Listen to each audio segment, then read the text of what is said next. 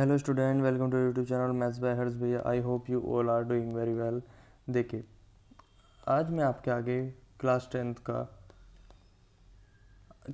का हमारे पास latest updated 2026 का मैं आपके आगे क्वेश्चन लेके आया हूँ। आज इस वीडियो में आपको 1 to 20 MCQs इसके पूरा first part A section complete कराऊंगा विद इजी सॉल्यूशंस के साथ। बच्चों ने इसमें हमें कमेंट करा था कि ये क्वेश्चन पेपर बहुत टफ आया है इस टाइप का। तो मैं नेक्स्ट जो आने वाला हमारे पास पेपर है 2027 वाला, उसके लिए मैं आपको अभी से प्रिपेयर कर रहा हूँ। पहला टारगेट हमारा इस क्वेश्चन पेपर को सॉल्व करना है, इसके MCQs। नेक्स्ट वीडियो में हम इसके very short and long question type को सॉल्व करेंगे। चलिए, इस वीडियो में ज़्यादा टाइम वेस्ट ना करते हुए हम आगे की तरफ चलते हैं। फ्रेंड्स, हमारे पास फर्स्ट क्वेश्चन है। फर्स्ट क्वेश्चन हमें आपने रीड कर लिया होगा। एक फर्स्ट क्वेश्चन हमसे बोल रहा था कि आपके पास एक हेमिस्फेरिकल एक फिगर आपको गिवन है और इसके अंदर मैक्सिमम वॉल्यूम आपको जो इसमें से कट करना है। ये देखिए, इसमें मैक्सिमम वॉल्यूम जो क्रिएट होगा मींस ये इसका मैक्सिमम कोनिकल वॉल्यूम का मतलब क्या है, इसके अंदर एक कोन ड्रॉ हो रहा है। और कोन अगर आप मैं इस फिगर को बाहर निकालूं तो ये कुछ इस तरीके से इमेज बन जाएगी और ये पूरा एक हेमिस्फेयर है। अब मैं यहाँ पूछ क्या रहा था, ये पूछ रहा है curved surface area of the cavity out from this. ठीक है, इसको बाहर निकालिए, पाई की वैल्यू आपको यूज़ करनी है। देखिए, कर्व्ड सरफेस एरिया का फॉर्मूला मतलब कौन का कर्व्ड सरफेस एरिया बोला है, पाई आर एल। पाई आर इसका कर्व्ड सरफेस एरिया होता है। अब मैं इसका सॉल्यूशन कर लेते हैं। तो ये पाई की वैल्यू कितनी हो जाएगी 3.14 और आर कितना बोला है, यहाँ पे हमें रेडियस गिवन है 10 सेंटीमीटर। एंड देन एल हमें कैलकुलेट करना होगा। तो एल की वैल्यू को हम इस साइड सॉल्व कर लेते हैं। देखिए, सबसे पहले हमें एल निकालने के लिए अगर आपके पास एक कोन होता है तो कोन में एक एल किस तरीके से ड्रॉ होता है, ये इस तरीके से कोई फिगर है और मैं अगर इसमें एल पूछूं तो ये एल आपके पास ये वाली साइड होती है 90 डिग्री वाला एंगल, ये स्लेंट हाइट को एल बोलते हैं। और ये आपके पास क्या है, यही रेडियस है और यहाँ पे ये अगर हेमिस्फेयर है तो इसकी बेस और इसका लेंथ हाइट जो है वो दोनों ही आर आर होंगी। तो यहाँ पे अगर हम एल की बात करें तो वो क्या कैलकुलेट हो क्या आएगा, आपको फॉर्मूला पता है, पाइथागोरस थ्योरम यहाँ लगा देंगे हम। तो R square plus R square, it means यहाँ पे हो जाएगा अंडर रूट में 2r स्क्वायर। और r की वैल्यू आपको गिवन है, r की वैल्यू कितनी है आपके पास 10 है, तो 10 का स्क्वायर हो जाएगा। तो 10 का स्क्वायर में इसको डायरेक्ट कर देता हूँ, यहाँ से हम इसको डायरेक्ट लिख देते हैं। ये हो जाएगा आपके पास 100, 10 का स्क्वायर मीन्स 100। तो 100 यहाँ से सॉल्व हो सकता है तो हम इसको कर देंगे 10√2। तो ये आपके पास l आ चुकी है। ठीक है, इसको याद रखना, ये हमारे पास l है और हम इसका यूज़ करेंगे अब इस यहाँ पे क्वेश्चन में। तो अगर मैं यहाँ पे L का यूज़ करूँ तो ये हमारे पास हो जाएगा 3.14 मल्टीप्लाई बाय 10 मल्टीप्लाई बाय 10√2। ठीक है, अब जब हम इस साइड टर्म को सॉल्व करेंगे तो यहाँ से हम डेसिमल को रिमूव करेंगे 100 एंड देन 100 से ये दोनों जीरो कैंसिल आउट एंड 314√2 ये हमारे पास सॉल्यूशन है। अब देखते हैं ये कौन से ऑप्शन में है आपके पास। ये रहा कुछ ऑप्शन ए आपके पास सही ऑप्शन था। बस इतना सा ही आपको यहाँ पे कैलकुलेट करना था, ज़्यादा लेंथी क्वेश्चन पेपर नहीं आया था, ईजी था। अब सेकंड क्वेश्चन की तरफ जंप करते हैं। देखिए, सेकंड क्वेश्चन आपके पास क्या बोला है, ये आपके पास एक APGP से रिलेटेड है। यहाँ पे आपसे A16 और A12 बोला था और nth टर्म की एक AP गिवन है आपको। और यहाँ पे जो सीक्वेंस है, सबसे पहले आप इसमें ये कैलकुलेट कर लेते हैं कि ये आपके पास A होता है एंड देन डिफरेंस क्या होता है, किसी भी दो का डिफरेंस हम निकालेंगे तो D की वैल्यू क्या है, A2 minus A1। A2 A1 की यहाँ वैल्यू पुट करेंगे तो आपके पास यहाँ पे है कितनी 10/4 माइनस साइन क्योंकि अंदर भी है और हमारी डिजिट में भी यूज़ हो रहा था। तो हम इसको इस तरीके से सॉल्व करेंगे तो ये आपके पास यहाँ पे क्या हो जाएगा, तो ये हो जाएगा 10/4 और ये माइनस माइनस सिंप्लीफाई होकर 15/4 हो जाएगा। जब हम इसको सॉल्व करेंगे तो ये आपके पास यहाँ पे 5/4 आएगा। तो डी की वैल्यू आपको पता चल चुकी है 5/4 है। अब आपको क्या पता करना है, A2 minus A12 A16 minus A12 आपको कैलकुलेट करने हैं। तो हम यहाँ पे इसको सॉल्व कर लेते हैं, A16 माइनस A12। तो A16 minus A12 means AP की 16 टर्म का फॉर्मूला आपको यूज़ करना है। क्या होता है, A प्लस में 15D, हम डायरेक्ट फॉर्मूले का यूज़ कर रहे हैं, subtracted bye A12 A plus में 11D। ठीक है, इसमें से 1 कम होता है ना, A प्लस में n minus 1 into D formula होता है। देखो यहाँ मैं फॉर्मूला लिख देता हूँ, AN का क्या है, A plus n minus 1 into में डी। ठीक है, ये हमारे पास फॉर्मूला बन गया। अब इस फॉर्मूले की हेल्प से ही हम इस क्वेश्चन को सॉल्व कर रहे हैं। तो तो मैं यहाँ पे बस इसका डायरेक्ट सॉल्यूशन कर रहा हूँ। तो ये हमने किस तरीके से करा है, ए की वैल्यू आपके पास कितनी गिवन है, माइनस के 15/4, एंड देन डी की वैल्यू हमारे पास कितनी है 5/4, माइनस का यहाँ पे हमारे पास यूज़ हो रहा है 15/4 प्लस, और ये होल के आगे हमने ब्रैकेट यूज़ किया, प्लस में 11 इंटू में 5/4। ठीक है, ये हमारे पास इजी सी कैलकुलेशन है, इसको हम सॉल्व कर लेंगे तो यहाँ पे हमारे पास कितना आंसर आएगा। देखिए ये यहाँ पे जो मैं माइनस के अंदर सिंप्लीफिकेशन करूँगा तो यहाँ पे साइन चेंज हो जाएगा और ये माइनस माइनस प्लस हो जाएगा, और प्लस माइनस ये कैंसिल आउट हो जाएगा। ठीक है, हमारे पास बस एक टर्म बचेंगी 50 × 5/4 एंड देन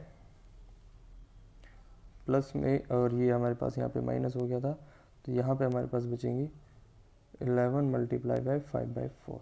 इन दोनों को जब हम सॉल्व करेंगे तो हमारे पास यहाँ फाइनली आंसर क्या आएगा, 15 5 से 75/4 माइनस में 55/4, तो इक्वल्स टू हम इसे बोल देंगे यहाँ पे 20/4 एंड डिवाइडेड बाय 5। तो आपके पास ये 5 आंसर आ चुका है इसका क्वेश्चन का सॉल्यूशन, और ऑप्शन हमारे पास सी है, सी इस क्वेश्चन का करेक्ट आंसर है। आई होप आपको क्वेश्चन समझ में आ चुका होगा। ये हमने पहले क्या कैलकुलेट किया था, हमने सबसे पहले इसमें nth टर्म का फॉर्मूला निकाला है, पहले डी कैलकुलेट किया, डी की हेल्प से हमने इसका A16 minus A12 direct formula use करके डायरेक्ट कर दिया, a + 15D minus a + 11D। ये हमारे पास सीधा क्वेश्चन था। चलिए हम नेक्स्ट क्वेश्चन की तरफ चलते हैं। देखिए क्वेश्चन नंबर हमारे पास नेक्स्ट क्या बोल रहा है, क्वेश्चन नंबर 3 हमारे पास ये बोल रहा है कि मीना कैलकुलेट कर रही है that the probability where the winning first prize in the lottery is, ये देखो मीना की लॉटरी की प्राइस हमें गिवन है कि कितनी है। मीना ने जो लॉटरी जीती है तो मीन्स मीना का प्रोबेबिलिटी ऑफ विनिंग की प्रोबेबिलिटी हमें गिवन है 0.08। अब फॉर्मूला क्या होता है प्रोबेबिलिटी का, टोटल हमें आउटकम यहाँ पे टिकट गिवन है और हमसे पूछा गया है नंबर ऑफ टिकट्स बताइए, नंबर ऑफ टिकट्स हमें कैलकुलेट करने हैं। ठीक है, तो प्रोबेबिलिटी का फॉर्मूला क्या होता है, प्रोबेबिलिटी का फॉर्मूला होता है probability is equals to number of favourable outcome. Favourable outcome तो हमें पता नहीं है तो हम इसको एक्स की तरह ट्रीट कर लेते हैं, तो हम इसे यहाँ x की तरह ट्रीट करते हैं, और डिवाइडेड बाय हमारे पास टोटल आउटकम कितने हैं 800। ठीक है, तो जो हम इस इजी सी कैलकुलेशन को सॉल्व करेंगे तो यहाँ से 8 की वैल्यू हम डायरेक्ट बता सकते हैं, बट मैं आपको यहाँ कैलकुलेट करके दिखाता हूँ, बट वरना हम डायरेक्ट बता सकते थे 84 इसका आंसर है, बट कोई बात नहीं, हम इसे सॉल्व करते हैं। 0.08 मल्टीप्लाई बाई 800। ठीक है, यहाँ से 2 डेसिमल जब हम रिमूव करेंगे तो 2 जीरो से यहाँ पे 2 zero cancel out, 8 multiply by 8 equals to 64। ठीक है, यहाँ पे हमारे पास x की वैल्यू आ चुकी है 64।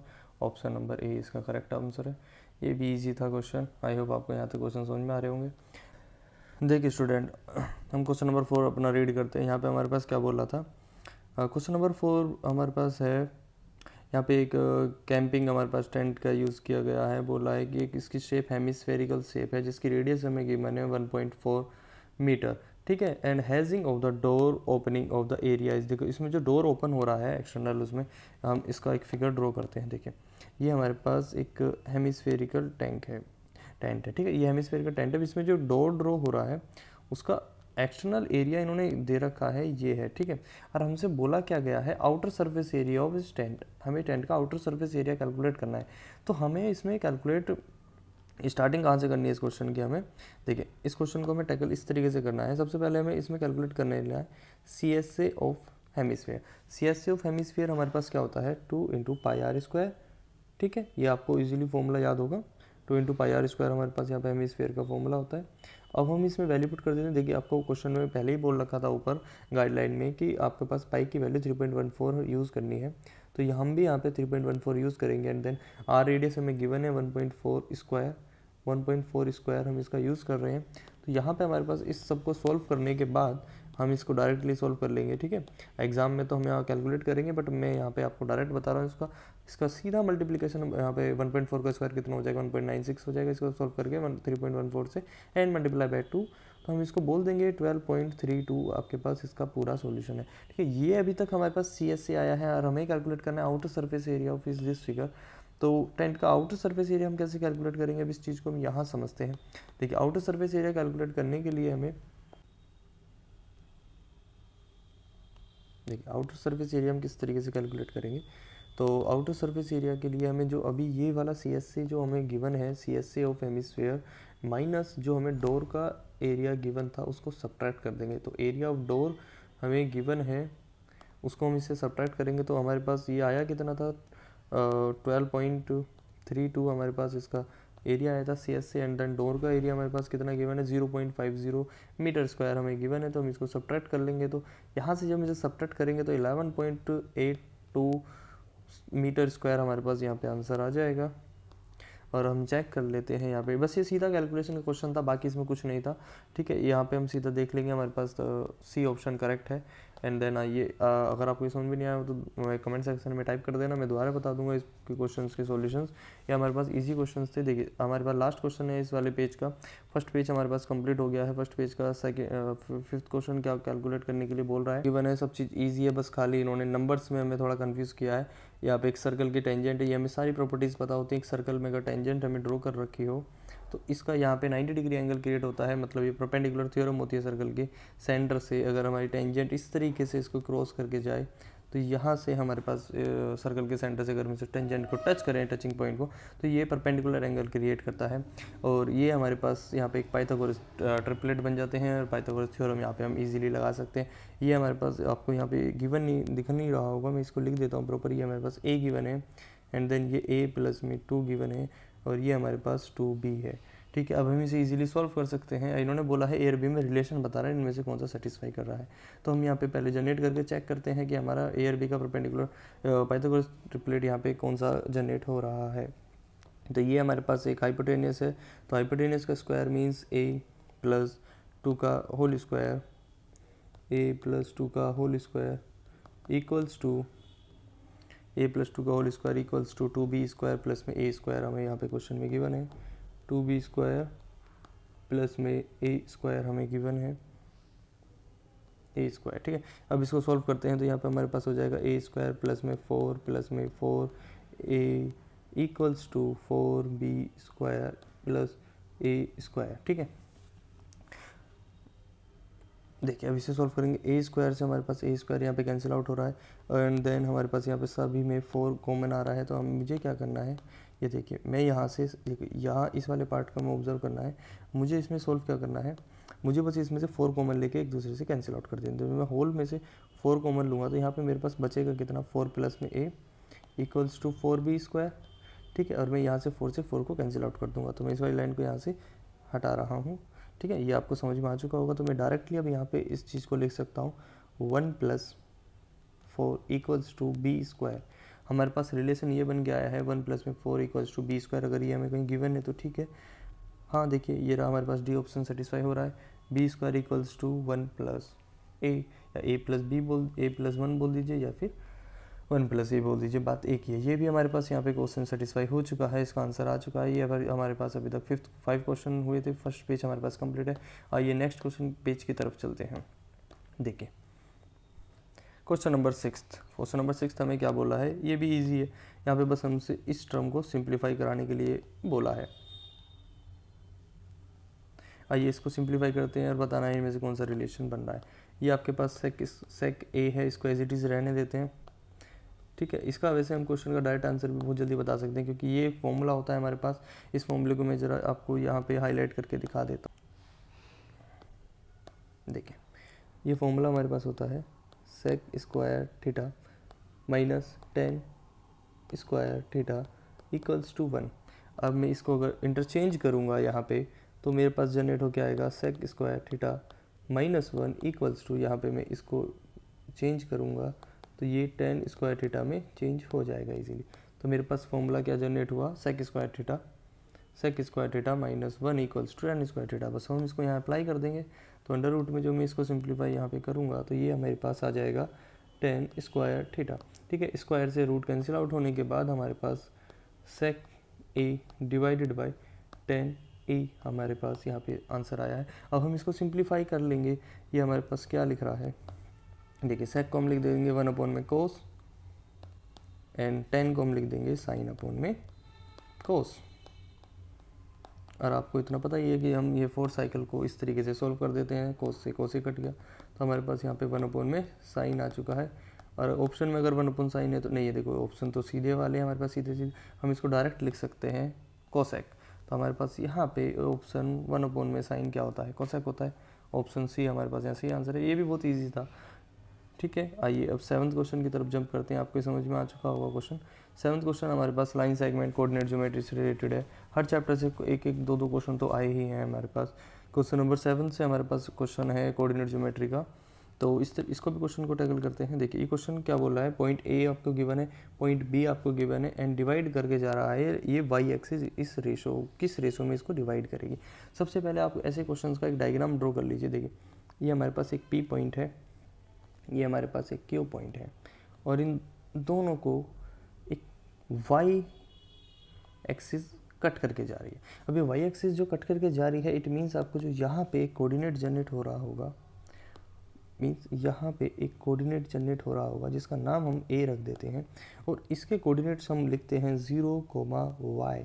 ऐसा हमने क्यों किया, क्योंकि ये वाई एक्सिस इंटरसेप्ट कर रही है, इसका मतलब वाई एक्सिस का यही कोऑर्डिनेट होता है।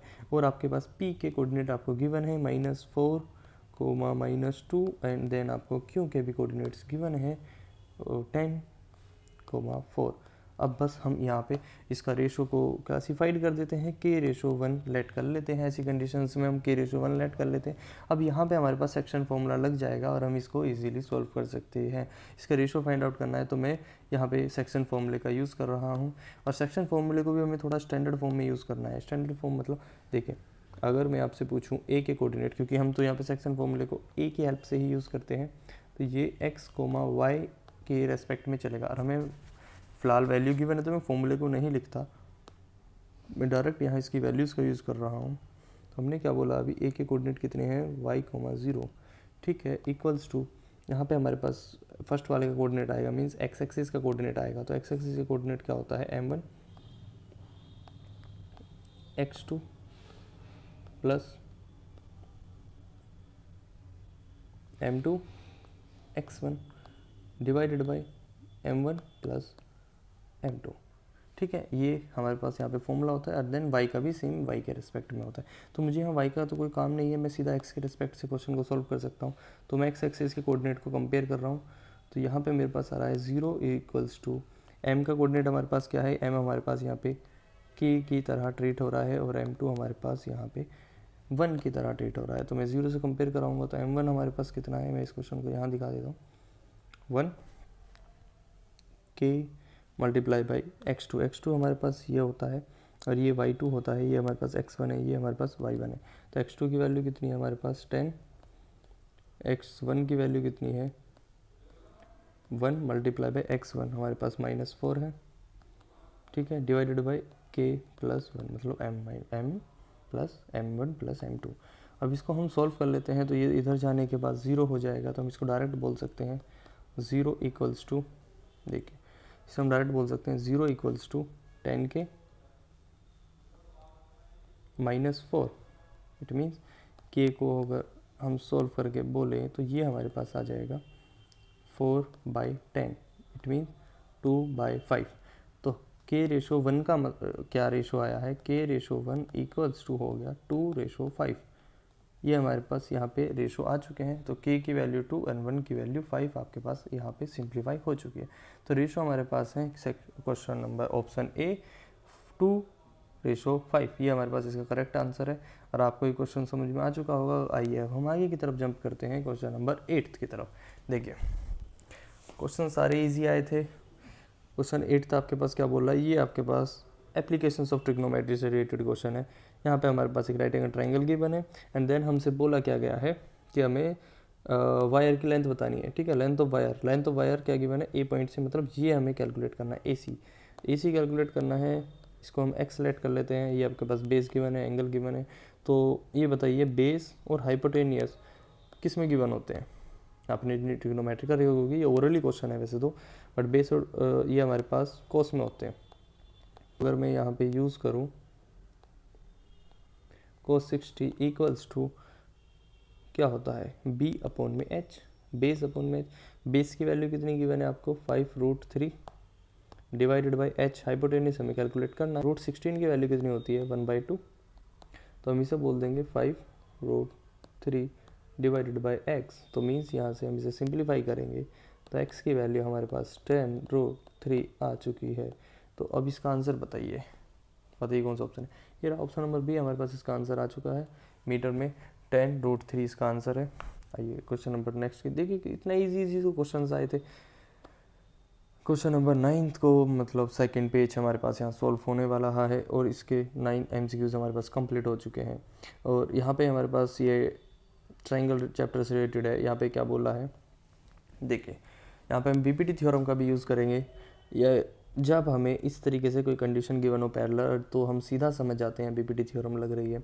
और यहाँ पे हमें गिवन भी कुछ इसी तरीके से है। ए बी की वैल्यू हमें गिवन है, ए बी की वैल्यू हमें गिवन है, मीन्स ये रेशो आपके पास यहाँ पे गिवन है 24 सेंटीमीटर, ठीक है। और देन हम के पास ये गिवन है ई एफ गिवन है 36 और आपसे बोला है डी ए आपके 7 गिवन है। और क्वेश्चन ने बोला है आपसे कि ए ई की वैल्यू कैलकुलेट करनी है। ए ई की वैल्यू कैलकुलेट करने के लिए आपको देखें, अब हम यहाँ पे बीपीटी का फॉर्मूला यूज़ करेंगे। तो बीपीटी का फॉर्मूला क्या होता है, बीपीटी का फॉर्मूला हम यहाँ पे इसको यूज़ करेंगे तो ये इस तरीके से सॉल्व हो जाएगा A D and then A D E, और रेशो में आएगा A B divided by A E F. इस फॉर्मूले को हम यहाँ पे नोट डाउन कर लेते हैं। ये फॉर्मूला हमारे पास बीपीटी का होता है, आपने इतना पढ़ा होगा तो आपको ये सब याद आ रहा होगा कि हम इसको इस तरीके से लिख देते हैं ए डी एंड देन ये इसे हम बोल देंगे D E equals to A B divided by E F, ठीक है। ये हमारे पास फॉर्मूला है, हम इसकी हेल्प यहाँ पे लेते हैं।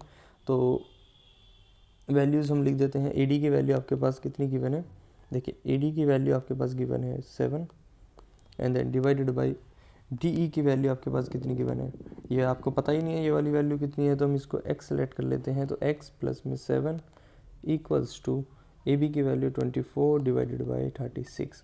अब हमें बस इस टर्म को सॉल्व करना है, तो हम इसको यहाँ पे सिंप्लीफाई कर लेते हैं। पहले तो हम इसे कैंसिल आउट कर लेंगे,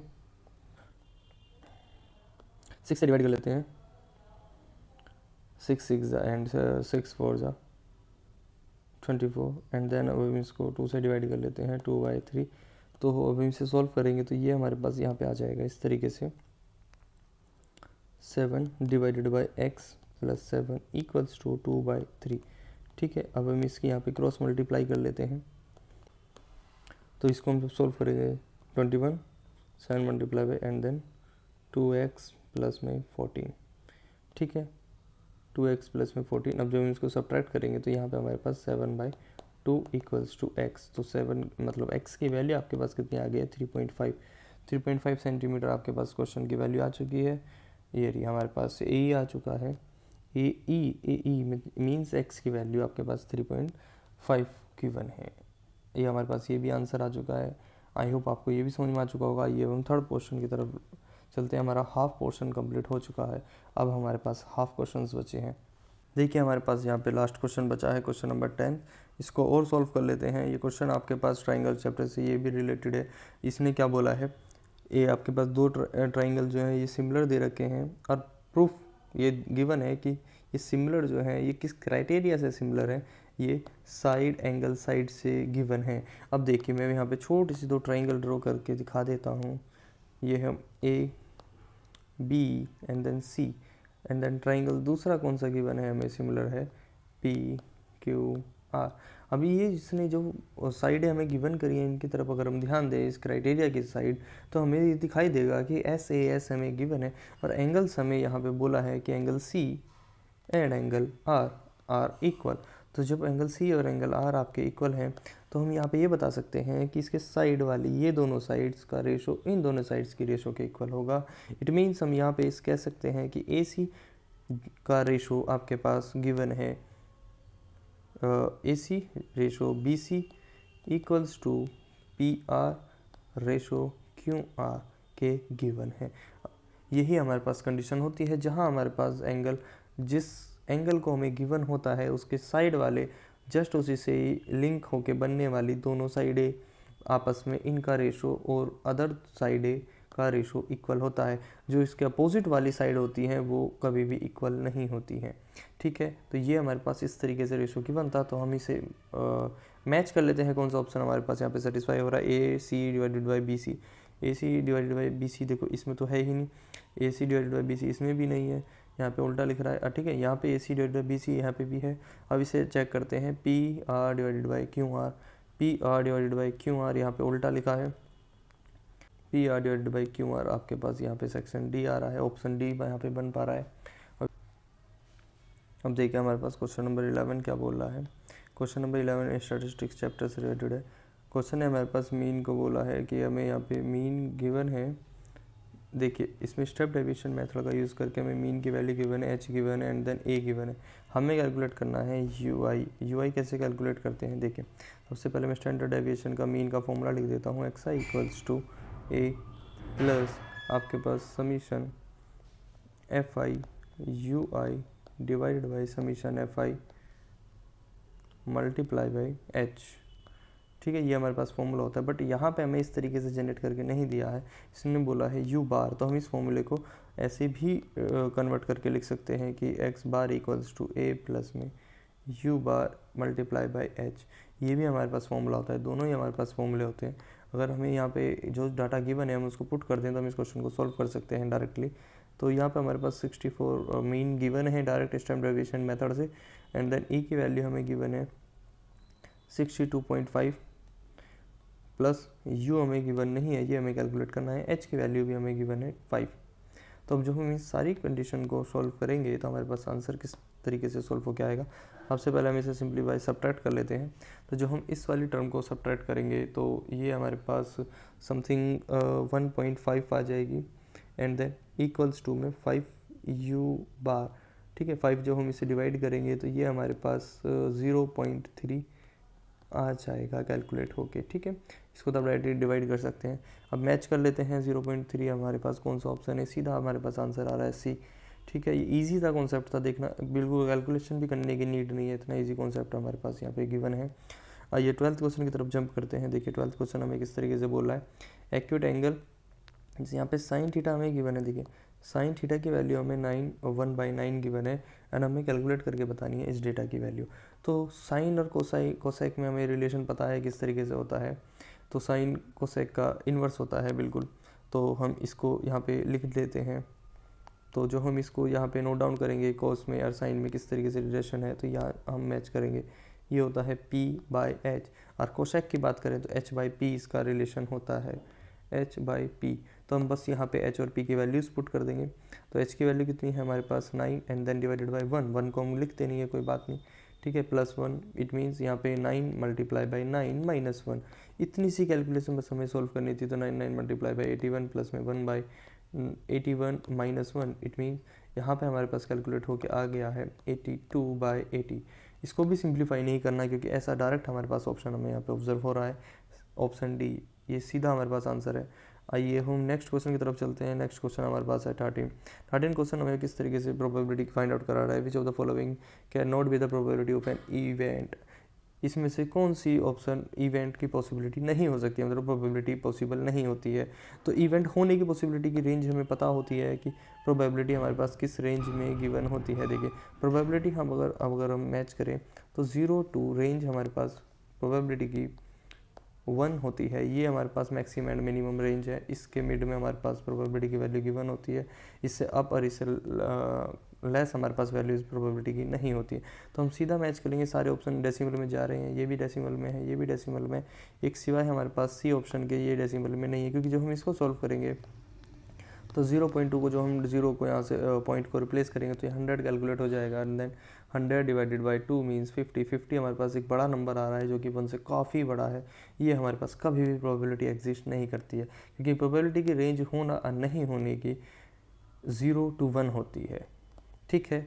तो ये हमारे पास प्रोबेबिलिटी। परसेंटेज में अगर हम बात करते तो परसेंटेज में भी चल जाता, बट हमारे पास नहीं पूछा गया था, तो सीधा हिट एंड ट्रायल क्वेश्चन था, ठीक है। आइए क्वेश्चन नंबर 14 पे जंप करते हैं। क्वेश्चन नंबर 14 हमें किस तरीके से गिवन है इसको भी देख लेते हैं। देखिए यहाँ पे हमारे पास एक क्वाड्रेटिक इक्वेशन का क्वेश्चन है, मतलब यहाँ पे रियल रूट्स और इक्वल रूट्स हमें गिवन है, तो हम इसे सीधा m की वैल्यू पूछी है कि क्या आएगी, तो सीधा हम इसे यूज़ कर लेते हैं। तो हमारे पास ईजी है, रियल रूट्स का हमें ये मेथड पता होता है, ये इस तरीके से हमें रियल रूट्स की कंडीशन गिवन होती है।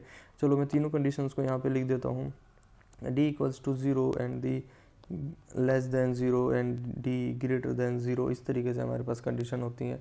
यहाँ पे इस वाली कंडीशन में हमारे पास रियल और इक्वल रूट्स ऑब्जर्व होते हैं। ये जो हमारे पास है लेस देन ज़ीरो का मतलब क्या है कि ये नेगेटिव में आंसर जा रहा है। नेगेटिव आंसर का मतलब है आपके पास सॉल्यूशंस ही नहीं आएंगे, नो सॉल्यूशंस आते हैं। नो सॉल्यूशन का मतलब है आपके पास इमेजिनरी नंबर्स ऑब्जर्व आते हैं।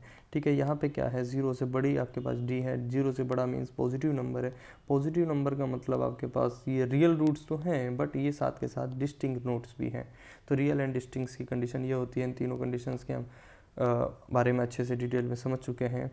और अब हम लिख देते हैं ये क्या होता है, d equals to under root में d square minus 4a multiply by c, ये हमारे पास फॉर्मूला होता है। अब हमें डी की वैल्यू पता चल चुकी है, कंपेयर किससे करना है, ज़ीरो से, तो हम इसे डायरेक्ट लिख सकते हैं बी स्क्वायर माइनस 4ac। और ए बी सी क्या है, इस इक्वेशन का हमारे पास 3a है, माइनस का 7, -7 आपके पास यहाँ पे b है। यहाँ पे मैं इसको लिख देता हूँ -7 आपके पास b है, a आपके पास 3 है एंड देन c आपके पास m है। ठीक है, इन तीनों की वैल्यूज़ को हम यहाँ पे पुट कर लेते हैं। b की वैल्यू कितनी है, -7 स्क्वायर, ये माइनस के साइन को याद रखना, ठीक है, क्योंकि बच्चे गलती करते हैं, यहाँ पे माइनस का यूज़ नहीं करते। एंड देन a की वैल्यू आपको गिवन है 3 एंड देन c की वैल्यू आपके पास गिवन है m। और हम इसको बस इक्वेशन को सॉल्व कर लेते हैं। तो ये आपके पास कितना हो जाएगा, 49 माइनस 12 मल्टीप्लाई m। इसको जो हम इधर चेंज करेंगे तो ये आपके पास m की वैल्यू जनरेट होकर आ जाएगी 49 डिवाइडेड बाई 12। यही आपके पास m की वैल्यू, ऑप्शन मैच कर लेते हैं, कौन सा ऑप्शन मैच हो रहा है, 49 बाई 12, ऑप्शन बी, या option B is correct option. देखिए ऑप्शन बी हमारे पास यहाँ पे करेक्ट आंसर आ चुका है। आइए अब हम नेक्स्ट क्वेश्चन की तरफ जंप करते हैं। नेक्स्ट क्वेश्चन है हमारे पास क्वेश्चन नंबर 15। क्वेश्चन नंबर 15 भी हमारे पास सेम क्वेश्चन इसी चैप्टर से रिलेटेड है और ये भी इजी क्वेश्चन है। देखिए क्वेश्चन नंबर 15 हमें क्या बोल रहा है, ये भी same zero of the polynomial equation, question number second, chapter second से रिलेटेड है। 15 चैप्टर सेकंड से रिलेटेड है। यहाँ पे जीरो ऑफ पोलिनोमियल बताना है। और मुझे जब ये क्वेश्चन मैंने देखा तो मुझे थोड़ा सा इसमें डाउट हुआ कि ये मुझे ऑप्शन यहाँ पे गलत लग रहे थे, क्योंकि देखिए अगर आप इसको सीधा सीधा एक फॉर्मूला इसका जानते हो कि हम क्वाड्रेटिक इक्वेशन को जनरेट करने का एक फॉर्मूला जानते हैं, तो हम P X equals to A multiply by X square minus alpha plus beta multiply by X plus alpha into beta, ये आपके पास फॉर्मूला होता है। ठीक है, एंड देन हम इसको इस फॉर्म में भी लिख सकते हैं, P X equals to A X minus alpha, या तो अल्फ़ा 1 लिख लीजिए, ठीक है, multiply by X minus alpha 2। ये भी हमारे पास ये कंडीशन होती है लिखने की। और हमें यहाँ पे अल्फ़ा 1 और अल्फ़ा 2 मीन्स अल्फ़ा और बीटा की वैल्यूज़ अगर हम बोले तो ये हमारे पास गिवन होती है। अल्फ़ा की वैल्यू अल्फ़ा 1 और मैंने इसको अल्फ़ा 2 की तरह ट्रीट किया, या फिर आप इसको अल्फ़ा और बीटा भी बोल सकते हैं। यही हमारे पास इक्वेशन के अल्फ़ा और बीटा होते हैं। तो मैंने इन दोनों फॉर्म्स में बता दिया। अगर आपको ये अजीब लग रहा है तो मैं इसको भी अल्फ़ा और बीटा की फॉर्म में ही लिख देता हूँ। देखिए इसको भी हम अल्फ़ा और बीटा की फॉर्म में ही ट्रीट कर लेते हैं और यहाँ पे भी हम चेंज कर लेते हैं। अब इसको भी हम अल्फ़ा और बीटा की फॉर्म में ही लिख देंगे, इसको भी हम अल्फ़ा और बीटा की तरह ही ट्रीट करेंगे। तब ये भी हमारे पास अल्फ़ा और बीटा हो चुके हैं। अब यहाँ पे हम वैल्यूज़ का यूज़ करें तो वैल्यूज़ का यूज़ करने के बाद हमें ये चीज़ दिखाई दे रही है कि x square alpha plus beta, alpha plus beta की वैल्यू क्या है, अल्फ़ा प्लस बीटा की अगर हम वैल्यू देखें तो -3 + 8 मीन्स प्लस का 5x and then alpha into beta means minus का, तो यहाँ पे माइनस का 24 आएगा। अब ये हमारे पास ऑप्शन, इसमें से कोई सा भी ऑप्शन मैच नहीं हो रहा है, ना ही ये। अगर हम इस वाले फॉर्मूले में पुट करके चेक करें तो भी हमारे पास ऑप्शन बन रहा है x minus plus 3 and then x -8, क्योंकि हम यहाँ पे 8 की वैल्यू हमने यहाँ पे बीटा की वैल्यू 8 यूज़ की है एंड देन इसकी वैल्यू हमने -3 यूज़ की है। तो ये हमारे पास कंडीशन बन रही है और यहाँ पे ये कंडीशन गिवन है, तो ये कंडीशन भी सेटिस्फाई नहीं हो रही, ये भी नहीं हो सकता, फर्स्ट वाला तो हो ही नहीं सकता। एंड देन सी वाले पे हम आके रुकते हैं। तो यहाँ हम लेट कर लेते हैं कि -a की वैल्यू हमें -1 गिवन होंगी, क्योंकि इस ऑप्शन में या तो यहाँ मिस्टेक है या इस ऑप्शन में टाइपिंग से यहाँ मिस्टेक है, क्योंकि ये चीज़ अगर करेक्ट हो तो ये ऑप्शन बी ऑप्शन हो सकता है, अदरवाइज़ आपके पास सी ऑप्शन है। तो मेरी गैसिंग सी पे जा रही है, मैं सी ऑप्शन को करेक्ट कर रहा हूँ, क्योंकि हम यहाँ ए को कुछ भी ऐड कर सकते हैं, -1 -2, तो जो -1 की मल्टीप्लाई होगी तो ये सब चीज़ें चेंज हो जाएंगी। तो चेंज होने के बाद भी आंसर गलत की तरफ जा रहा है, तो मुझे ये चीज़ समझ में नहीं आ रही है। तो ऑप्शन ये होना चाहिए था, मुझे क्वेश्चन इसमें गलत लगा तो मैंने इसको बता दिया है। मैंने इसके दोनों तरीके से सॉल्यूशन बताए हैं आपको, ये इससे ये आएगा, इससे ये आएगा, ये दोनों में से कोई सा भी सॉल्यूशन यहाँ पे एग्जिस्ट नहीं हो रहा है। आइए अब हम यहाँ पे क्वेश्चन नंबर 16 की तरफ जंप करते हैं। क्वेश्चन नंबर 16 हमें क्या गिवन है, क्वेश्चन नंबर 16 की तरफ आते हैं। क्वेश्चन नंबर 16 भी हमें इसी तरीके से प्रोवाइड है। क्वेश्चन 16 क्या बोल रहा था हमारे पास, the value of p which roots of the quadratic equation are rational. देखिए ये हमारे पास एक क्वाड्रेटिक इक्वेशन है, इसके रूट्स जो हैं उसके वैल्यू ऑफ पी कैसे आनी चाहिए, एक रेशनल नंबर आना चाहिए। अब ये हमारे पास इस तरीके से क्वेश्चन गिवन था। अब बच्चों ने इसमें बहुत कन्फ्यूजन करा है, पता नहीं उनको समझ में नहीं आ रहा था इसमें कैलकुलेट क्या करना है। देखिए हमें यहाँ पे सबसे पहले रेशनल नंबर लाने के लिए एक टर्म को याद करना है कि जब हम क्वाड्रेटिक पहले फॉर्मूले की बात करते हैं, देखिए हम सबसे पहले एक बात करते हैं, क्वाड्रेटिक फॉर्मूला हमारे पास क्या था, x equals to -b plus minus under root में b square minus 4ac divided by 2a, ये हमारे पास क्वाड्रेटिक फॉर्मूला है। ठीक है, अब इसके रूट्स एक रेशनल नंबर कब आएंगे, जब हमारे पास इस प्लस माइनस डी की, इसको मैं डी की तरह ट्रीट कर लूँ, क्योंकि तो डी होता है डिस्क्रिमिनेट। ठीक है, अब अगर डी एक रेशनल नहीं बना, परफेक्ट स्क्वायर नहीं बना, क्योंकि देखो डी को परफेक्ट स्क्वायर बनना पड़ेगा। अगर डी एक परफेक्ट स्क्वायर है, यहाँ पे कर देते हैं इसको,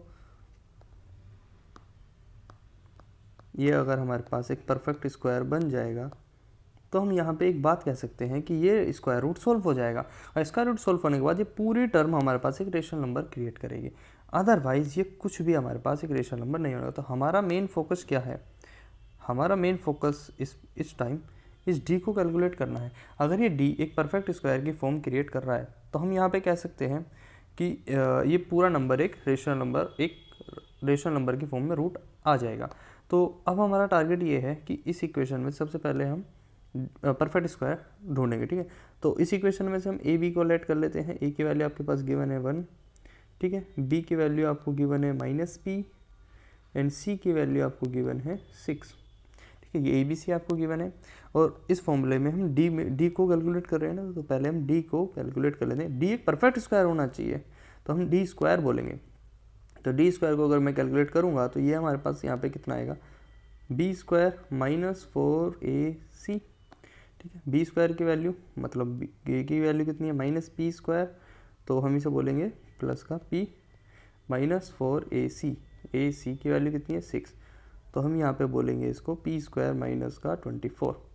तो D square equals to P square minus 24। अब हमें p की वैल्यूज़ को मैं ऑप्शन से पुट करूँगा। देखिए मैं फर्स्ट ऑप्शन को अगर अज्यूम करके चल रहा हूँ, तो मैंने फर्स्ट ऑप्शन पुट किया, तो माइनस डी की वैल्यू मेरे पास कितनी जनरेट हुई है, डी की वैल्यू मेरे पास -13 आ रही है। -13 कोई स्क्वायर रूट से सिंप्लीफाई हो जाएगा, नहीं होने का, तो ये डी एग्जिस्ट नहीं करेगा, क्योंकि -23 स्क्वायर रूट के अंदर आने के बाद ये परफेक्ट स्क्वायर है ही नहीं, तो परफेक्ट स्क्वायर की कंडीशन को सेटिस्फाई नहीं कर रहा है। -5 का यूज़ करेंगे, -5 का यूज़ करेंगे तो हमारे पास यहाँ पे जनरेट होने के बाद कितना हो जाएगा, -5 का अगर मैं यूज़ करूँगा तो 25 -24, it means D square equals to 1।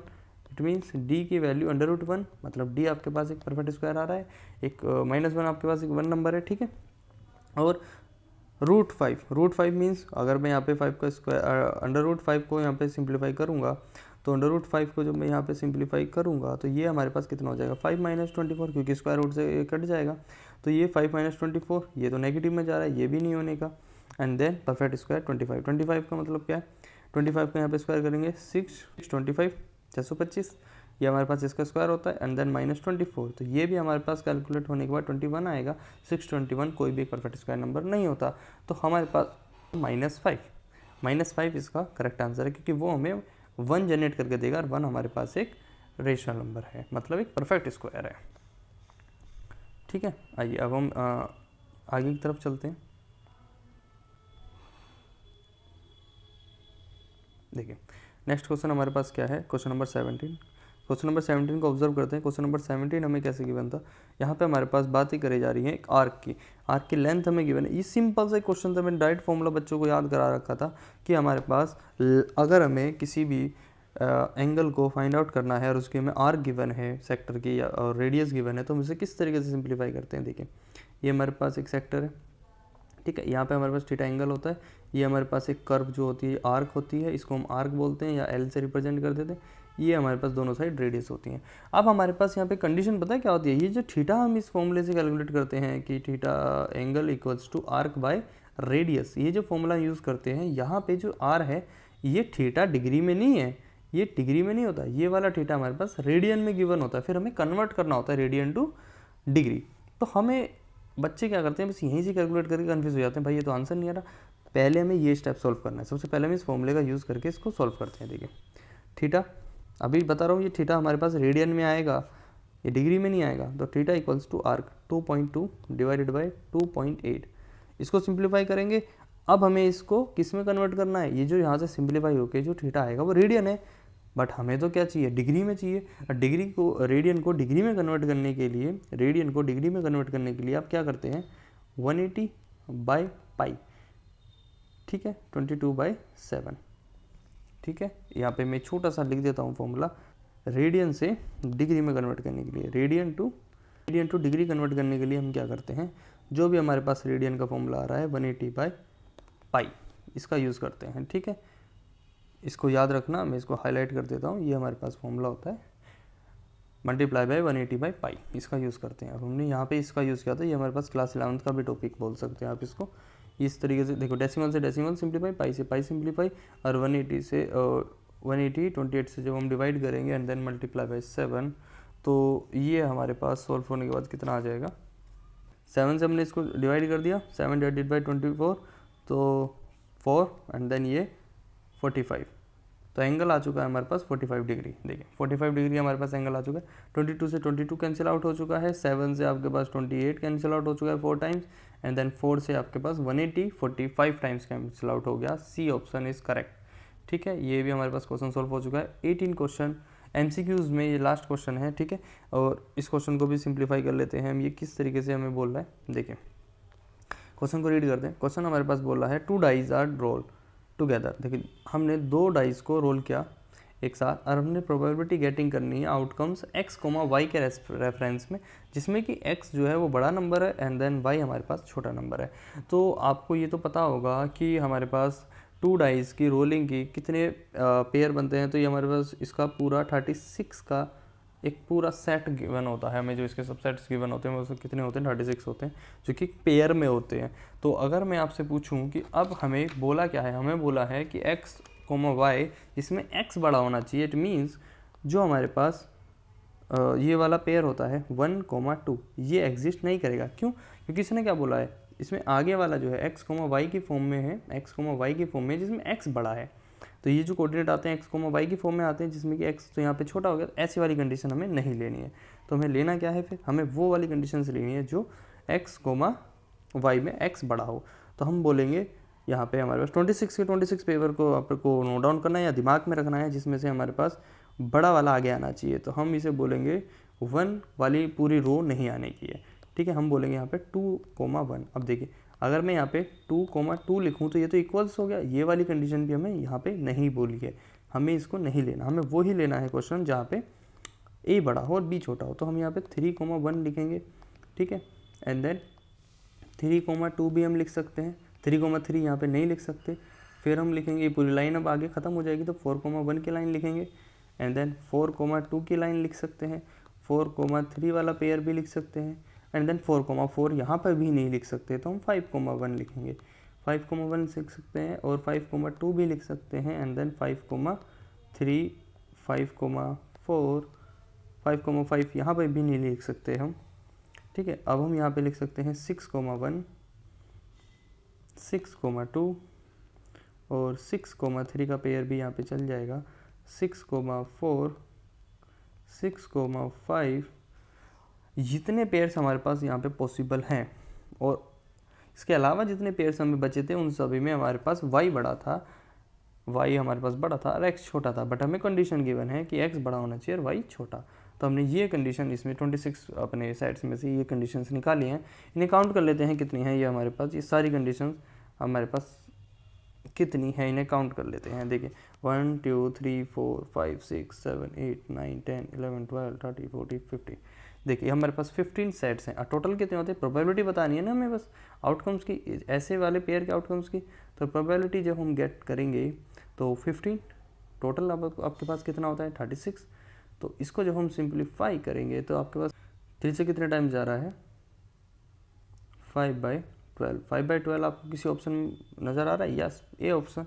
ये हो गए सारे एमसीक्यूज आपके यहाँ पे ख़त्म। अब हमारे पास जो पोर्शन बचा है एक असासे रीजनिंग के 2 क्वेश्चन है, इसको भी हम यहीं पे कर लेते हैं। नेक्स्ट वीडियो में हम शॉर्ट एंड लॉन्ग क्वेश्चंस को टैकल करेंगे।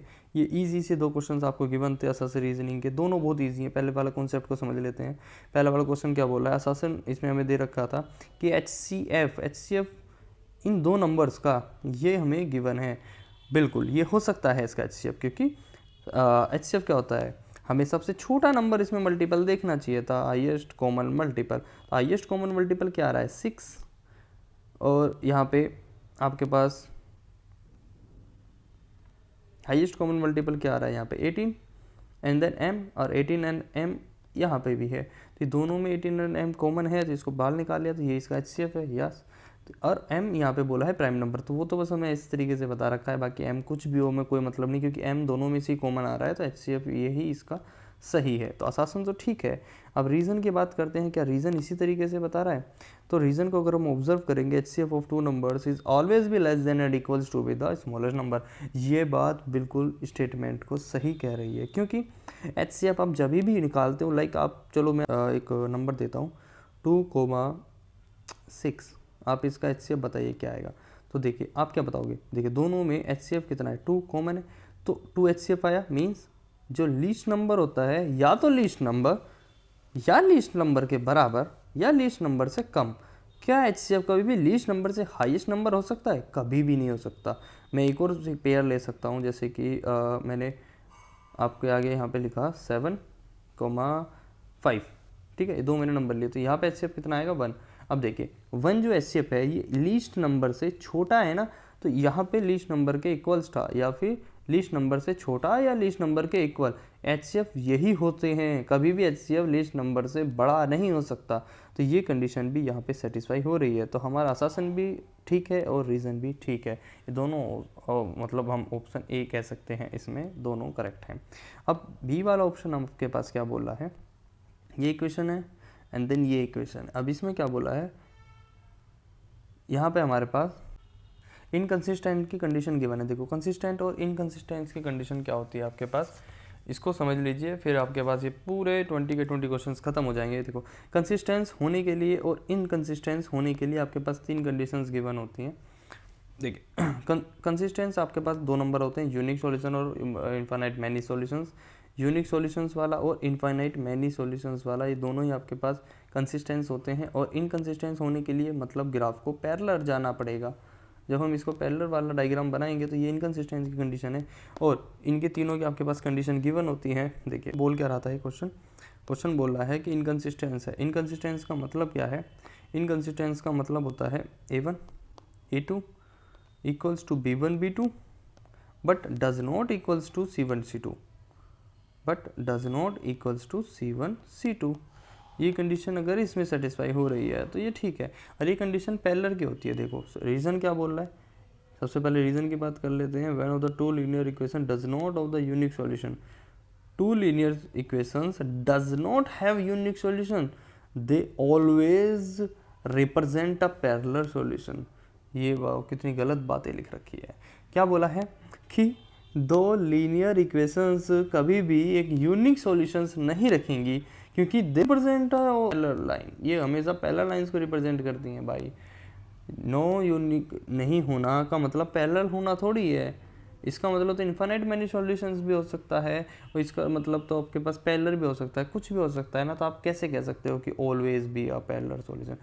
तो ये कंडीशन होती है ओनली पैरेलल सॉल्यूशंस की। अगर ये इस कंडीशन को सेटिस्फाई कर रही है तो देखो रीजन तो गलत है, बट आसासन ठीक है या नहीं है, उसको मैच करने के लिए आपको यहाँ वैल्यूज पुट कर लेनी है। तो हम जहाँ पे वैल्यू पुट कर लेते हैं, तो हम जब यहाँ पे फॉर्मूले में वैल्यूज़ को पुट करेंगे तो हमें यहाँ पे 3 बाई माइनस का 6 इक्वल्स टू माइनस का 5 बाई 10 इक्वल्स टू 7 बाई 14।